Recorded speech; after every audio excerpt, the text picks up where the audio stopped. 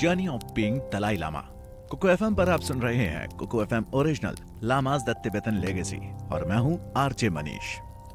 अब बात करते हैं दलाई लामा और उनके बचपन की कहानी की, जिसकी शुरुआत तिब्बत के एक छोटे से गांव से होती है, जहां 14वें दलाई लामा का जन्म 6 जुलाई 1935 को हुआ था। उनके माता पिता किसान थे। जब वे केवल 2 साल के थे, तब बौद्ध खोजी दल ने संकेतों और स्वप्नों के आधार पर उन्हें दलाई लामा के अवतार के रूप में पहचान लिया था और फिर उनके 4 साल का होने से पहले ही उन्हें गद्दी पर बिठा दिया गया था। इसके बाद उन्होंने बौद्ध मठ में रहते हुए ही वहां से शिक्षा ग्रहण की और बौद्ध दर्शन से डॉक्टरेट की उपाधि प्राप्त की। 1950 में जब वे 15 साल के थे, तब माओ की नई कम्युनिस्ट सरकार तिब्बत में घुस आई। दलाई लामा उनका सामना कर सकते थे, लेकिन फिर भी वो चीनी सेनाओं से जीत नहीं पाए। इसके बाद जब मार्च 1959 में तिब्बत में विद्रोह चल रहे थे, उन्हें चीन सरकार ने कुचल दिया और लामा के पीछे पड़ गए। लेकिन सही समय पर 14वें दलाई लामा तेंजिंग ग्यात्सो ने तिब्बत छोड़ दिया और वो भारत की तरफ बढ़ गए। दलाई लामा ने तिब्बतियों के संघर्ष को दुनिया के सामने रखा और अपनी तिब्बती संस्कृति को बचाने के लिए उन्होंने हर मुमकिन कोशिश की। उनकी अपील पर संयुक्त राष्ट्र ने भी इस विषय को पूरी दुनिया के सामने रखा और तिब्बती लोगों के बचाव की अपील की। दलाई लामा से लोग मिलने के लिए तरसते थे और देश विदेश के जाने माने धार्मिक, आध्यात्मिक और राजनीतिक हस्तियां उनसे मिलती रहती थी, जिनसे मिलकर उन्होंने अपने तिब्बत के लिए बीच का रास्ता चुना।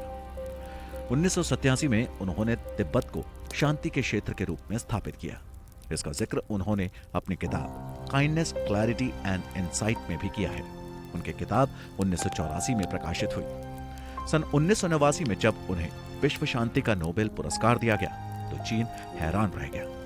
शायद चीन को अंदाजा नहीं था कि दलाई लामा दुनिया भर में न सिर्फ चर्चित थे, बल्कि उनका हर कोई बेहद सम्मान करता था।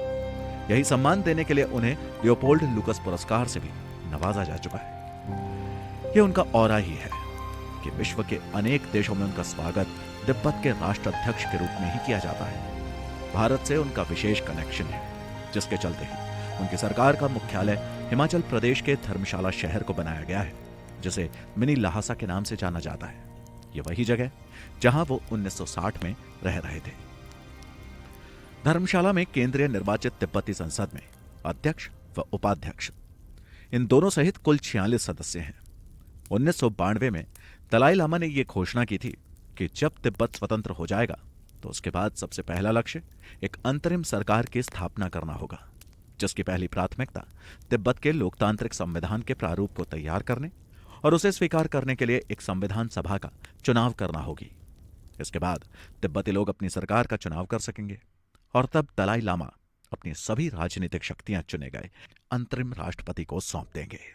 इसके बाद साल 2001 में दलाई लामा के परामर्श पर तिब्बती संसद ने नए तिब्बती संविधान में संशोधन किया और तिब्बत के कार्यकारी प्रमुख के प्रत्यक्ष चुनाव का प्रावधान किया।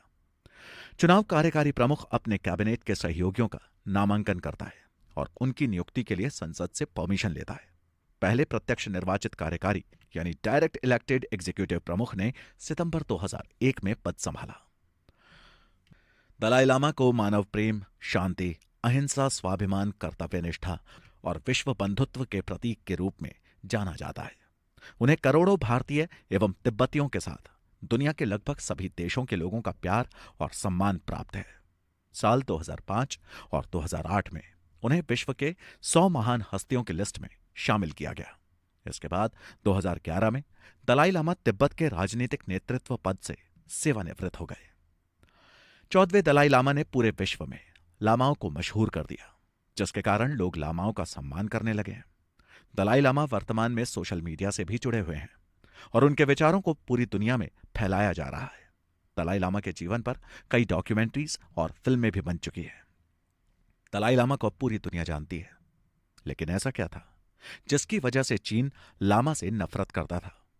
क्या तिब्बत इसकी वजह था या इसके पीछे कोई धार्मिक वजह थी? क्या तिब्बत के इतिहास में छुपा है इससे जुड़ा हुआ राज? आखिर क्या है सच?